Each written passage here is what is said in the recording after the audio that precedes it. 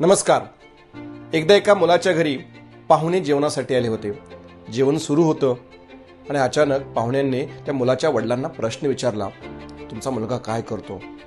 त्यावेळेस वडील थोडा वेळ थांबले आणि वडिलांनी उत्तर दिलं, काही नाही करत, खातो पितो आणि दिवसभर गावभर हिंडतो. त्याच वेळेस त्या मुलाची पत्नी जेवण वाढत होती.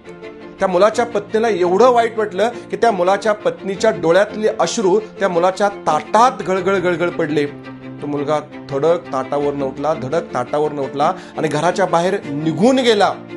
निघून गेल्याच्या नंतर त्याने प्रचंड काम केलं, प्रचंड मेहनत केली, प्रचंड कष्ट केलं आणि महाराष्ट्रात आणि महाराष्ट्राच्या बाहेर शिक्षण क्षेत्रामध्ये क्रांती घडून आणली. ते दुसरे तिसरे कोणी नसून शिक्षण महर्षी कर्मयोगी कर्मवीर भाऊराव पाटील होते. विद्यार्थी मित्रांनो, बऱ्याचदा आपले पालक आपल्याला रागवतात, आपण रागाच्या भरामध्ये बाहेर पडतो आणि नको ते डिसिजन घेतो, विध्वंस डिसिजन घेतो. परंतु वडिलांच्या पालकांच्या रागवण्याने आपला राग नक्कीच आला पाहिजे, पण त्या रागातनं विधायक काम घडलं पाहिजे. विसा खांडेकर म्हणतात, स्त्रीच्या अश्रूमध्ये एवढी ताकद असते, स्त्रीचे अश्रू हे अणुबॉम्ब पेक्षाही घातक आणि विध्वंसक असतात.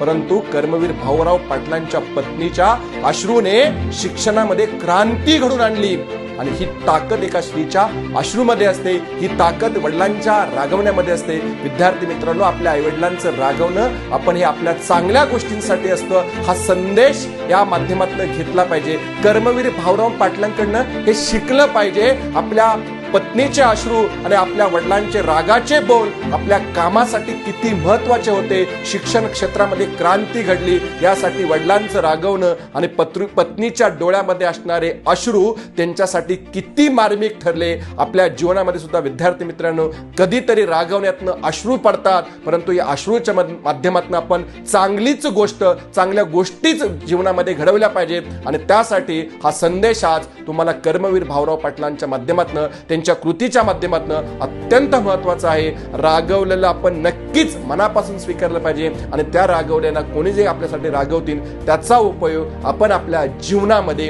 विधायक कामासाठी केला पाहिजे. मनापासून धन्यवाद.